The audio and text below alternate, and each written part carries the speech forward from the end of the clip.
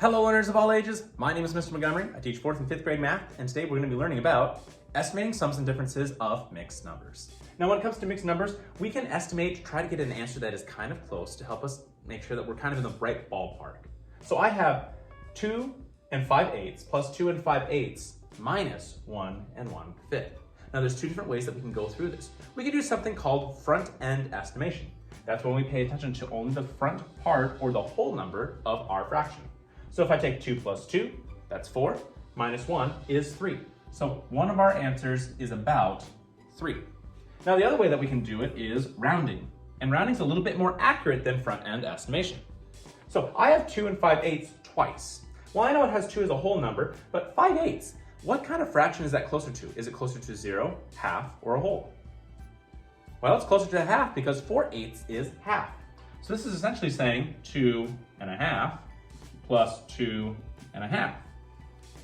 And then we have minus 1 and 1/5. Well, 1/5 is actually closer to 0 because half of a fifth would be anywhere between 2 and 3. So I would have 1. So if I add my fraction part first, a half plus a half, that equals another whole. So that's 2 plus 2 plus 1 minus 1. So if I had 2 plus 2, that's 4.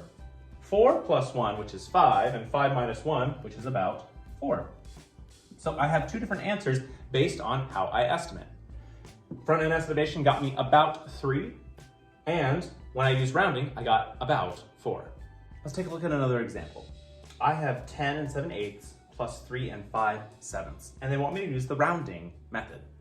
Well, rounding method says that we're going to be looking at each of the fractional parts first. I have 7/8. Well, that's closer to 1, so this top part essentially is 10 plus 1, which is 11. And I have 3 and 5/7. 5/7, that's a kind of an in-betweener.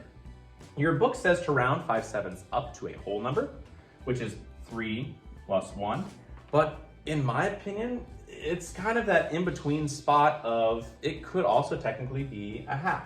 So one way that you can figure it out is 3 plus 1 is 4, which makes it super simple to add those together to get 15. But another way to do it, I had my 10 plus 1, and I said that that's technically about 3 and a half. So 3 plus a half. So that'd be 3 and a half. So I have 11 plus 3 and a half, which would be 14 and a half. I would accept either one of those answers because the actual answer is closer to 14 and a half. Let's do one last problem where we do rounding and front-end estimation. So front-end estimation says that we're supposed to focus on the front end or the whole number. So I have 18 minus 13, which is 5. And if I was going to be doing rounding, I would see the fractional parts if they could be rounded up to a whole, half, or 0. So 5/6, that's closer to 1, so I know that 18 is going to turn to a 19. And 5/8, that's closer to a half, so I'm going to be having 13 and a half as my number. I'm going to subtract the fraction parts next, so I have 0 minus a half, or I guess I could go 18 and 6/6. So I would have to do this, 6/6, and 6/6 equals actually a whole. So a whole minus a half, which would be a half, and 18 minus 13 is 5. So my answer would be 5 and a half for rounding, and front estimation, it would just be 5. All right, my 5th grade friends, if you take a look at page 113, you'll see that we'll be doing problems number 2 and 6. For number 2, the directions say, estimate each sum or difference using rounding. And then for number 6, it says, estimate the sum or difference, use front-end estimation.